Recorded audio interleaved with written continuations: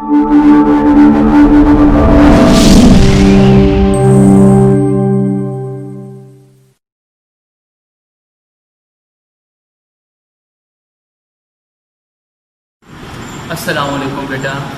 सबसे पहले अपने प्यारे नबी पाक सल्लल्लाहु अलैहि वसल्लम का दुरूद पाक पढ़ें और फिर उसके साथ बेटा हम अपना नेक्स्ट डे का वर्क करते हैं।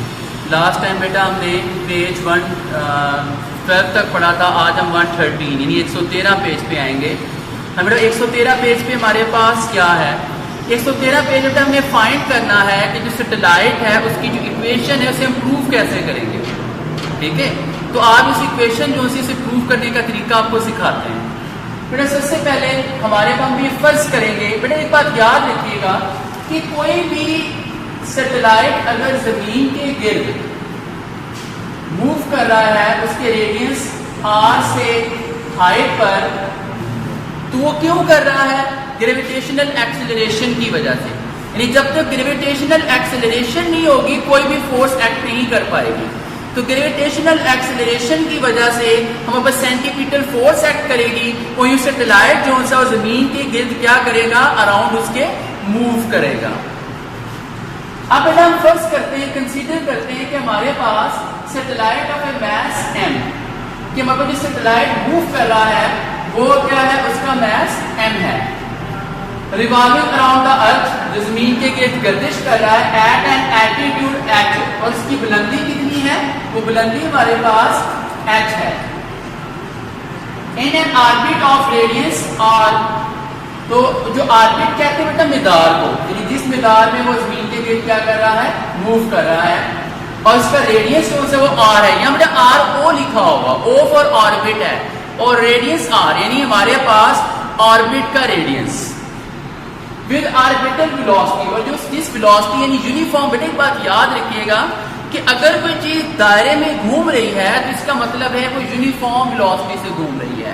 ठीक है ना, तो यहाँ पर बस यूनिफॉर्म वेलोसिटी जो यानी ऑर्बिटल वेलोसिटी दी गई है वो vo है। अब देखिए नाम इसके साथ vi लिखा है, नाम इसके साथ vf लिखा है, बल्कि सिर्फ मैंने क्या लिखा है, v लिखा है। ठीक है, यूनिफॉर्म वेलोसिटी होने की वजह से ये vo से मुराद ऑर्बिटल है।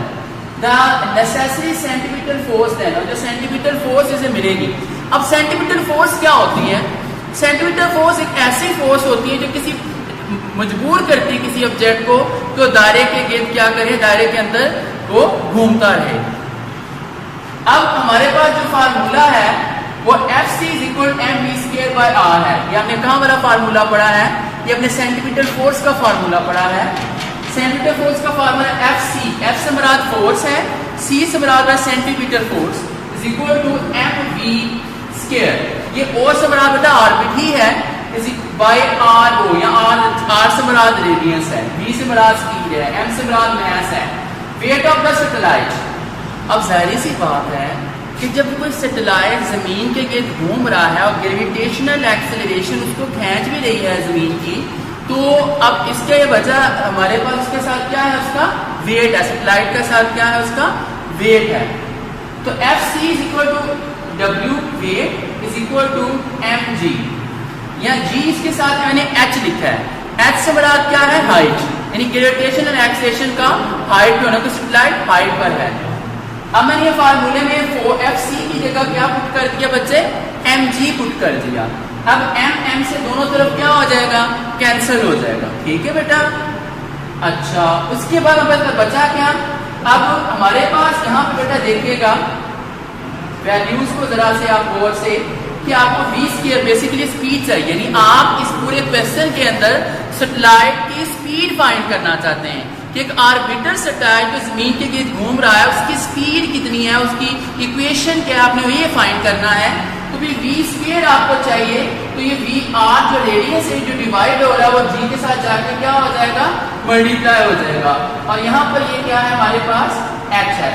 h से मुराद हाइट ही है, gravitational acceleration height on to satellite height पर है।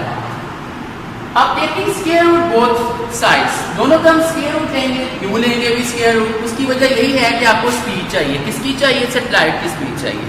ठीक हो गया बेटा। अब हमने क्या किया, दोनों तरफ स्क्वायर रूट ले लिया, तो इसका स्क्वायर की वजह से स्क्वायर रूट खत्म हो गया, पीछे vo ऑर्बिटल स्पीड रह गई। हम ये जानते हैं, हमें ये पता है कि हमारे पास यहां पर जो आर है, बेसिकली आर ओ है जो वो equal to R plus H है, यानी जमीन का जो रेडियस है हम इस equal to R plus H लेंगे। लेकिन हम इसको आर प्लस एच क्यों लेंगे, उसकी क्या वजह है? उसकी वजह ये है बेटा कि जमीन हर चीज को अपने रेडियस आर से, अपने सेंटर से अट्रैक्ट करती है।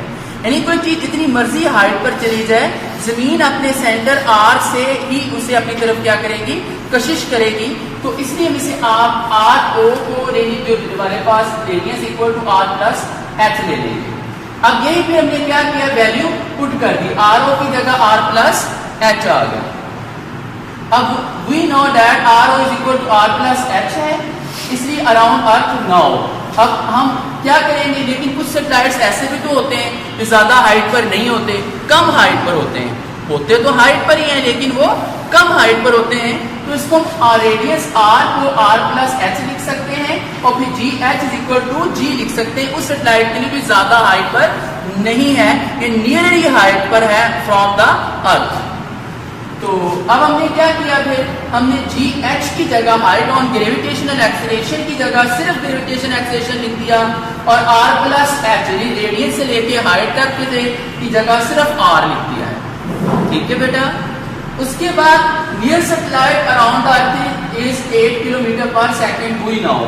अब मैं इसको प्रूव करूंगा कि हमारे पास जो सबसे नजदीक वाला सैटेलाइट है उसकी जो स्पीड है वो 8 किलोमीटर पर सेकंड कैसे है।